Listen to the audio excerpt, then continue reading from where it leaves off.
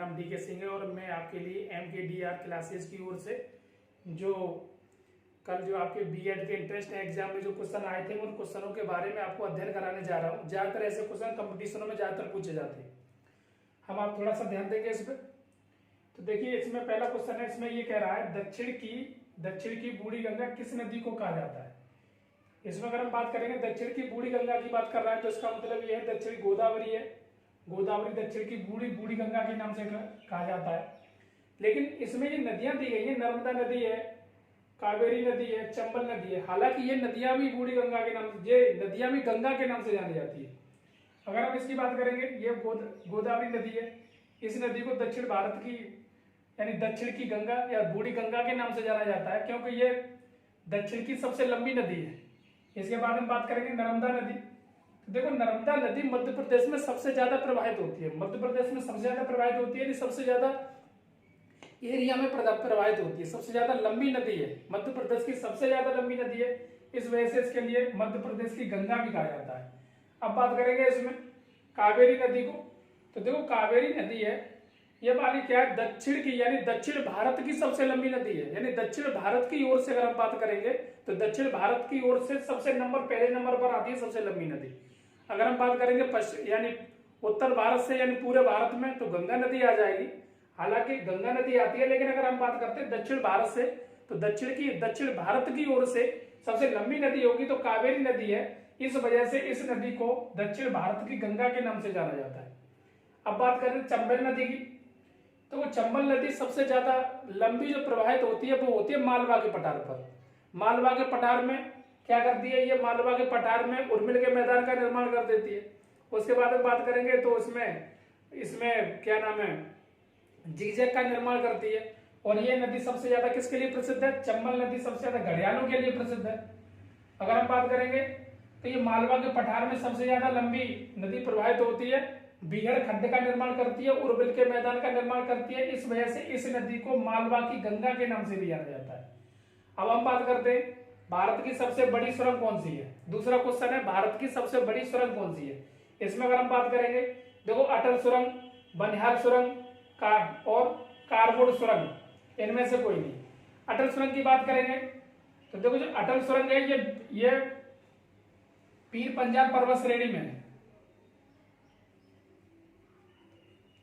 पीर पंजाल पर्वत श्रेणी में है।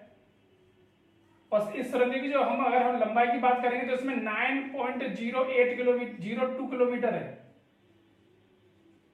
02 किलोमीटर। बनिहाल सुरंग की बात करेंगे तो ये बनिहाल दर्रे में ही है।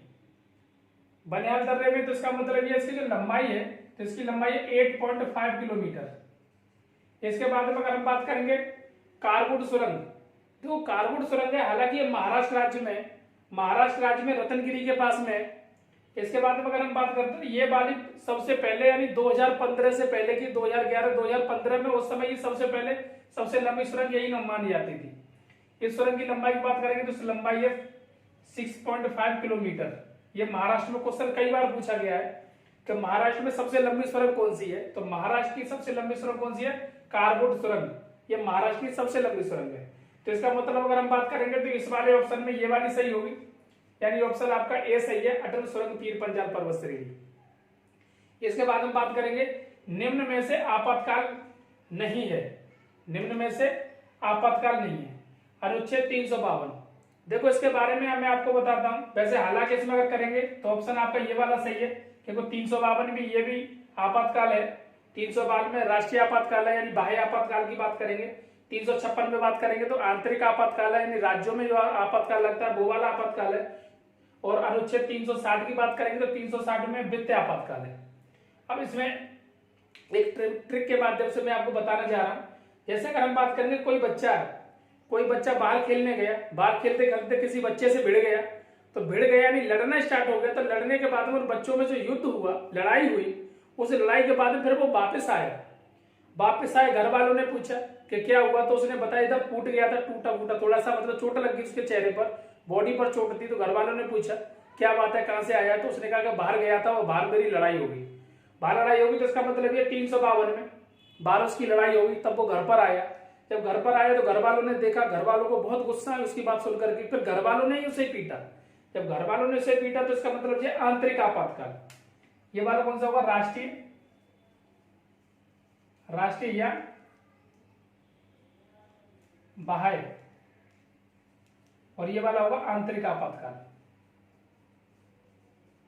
आंतरिक आपातकाल। इसके बाद में अगर हम बात करते हैं, जब पीट दिया, पीटने के बाद में घर वालों की गुस्सा शांत हो गई, शांत होने के बाद में फिर उन्होंने बताया कि उस लड़के को भी चोट जाता है। जब चोट जाता है तो उसमें ये अनुमान लगाया कितने रुपए लगेंगे, तो कितने रुपए होंगे, तो इसका मतलब ये उसमें आएगा वित्त आपातकाल। वित्त आपातकाल की बात करेंगे तो ये अनुच्छेद 360 में। अब इसमें सारे आपातकाल आ गए, तीन प्रकार के आपातकाल लगते हैं। पहला राष्ट्रीय यानी बाह्य आपातकाल, अनुच्छेद 352। उसके बाद में आंतरिक यानी राज्य आपातकाल, तो अनुच्छेद 356। इसके बाद हम बात करेंगे वित्तीय आपातकाल यानी अनुच्छेद 360। इसके बाद में कोई आपातकाल ही नहीं रहा, तो इसका मतलब 353 इसमें क्या है, ये वाला गलत है यानी ये वाला ही सही है। ठीक है। इसके बाद में अगर हम बात करते हैं क्वेश्चन नंबर 4, क्वेश्चन नंबर 4 में ये दिया गया है, B.R. अम्बेडकर ने किस अनुच्छेद को संविधान की आत्मा कहा है? भीमराव अम्बेडकर ने, हालांकि भीमराव अम्बेडकर की बात करेंगे तो भीमराव अम्बेडकर ने संविधान में सबसे जो भाग माना है, यानी सबसे अगर अच्छा भाग माना है, जो छोटा संविधान माना है एक प्रकार से, तो कौन सा भाग माना है, सबसे प्रमुख भाग माना गया है, वो माना गया है यानी भाग 3 को प्रमुख माना गया है, जिसमें क्या मौलिक अधिकार है।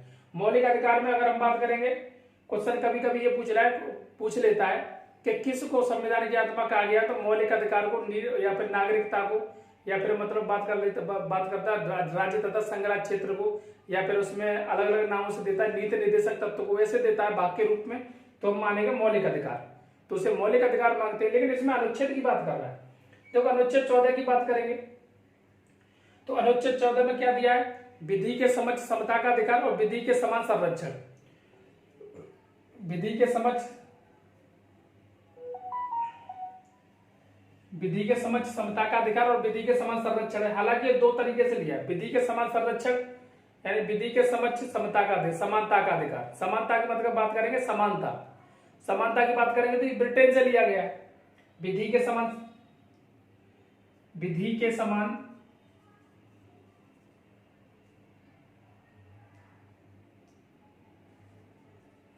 संरक्षण, तो इसकी बात करेंगे विधि के समान संरक्षण, ये कहां से लिया गया है,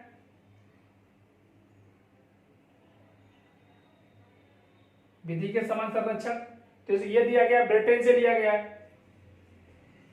इसके बाद में अगर हम बात करेंगे विधि के समक्ष समता का अधिकार, समानता, विधि के समक्ष समानता, तो इसका मतलब वो कहां से दिया, अमेरिका से लिया गया।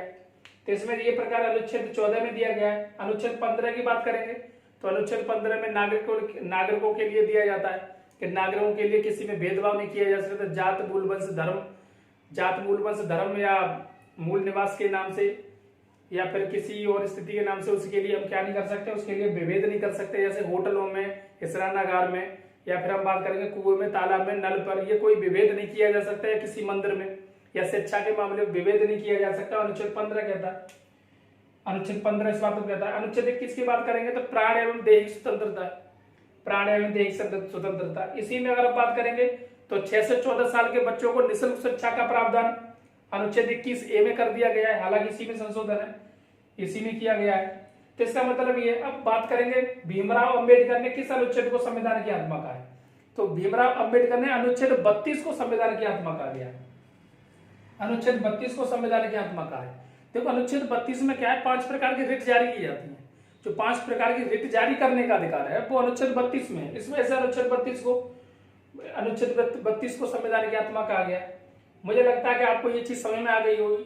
बाकी मैं अदर जो भी एग्जाम इस तरीके से एग्जाम में क्वेश्चन जो आते रहते हैं, मैं आपके लिए जगह जगह बताता रहता हूँ कि कौन से एग्जाम में आए। हालांकि ये करंट में क्वेश्चन है, अभी ये परसों के एग्जाम में आए।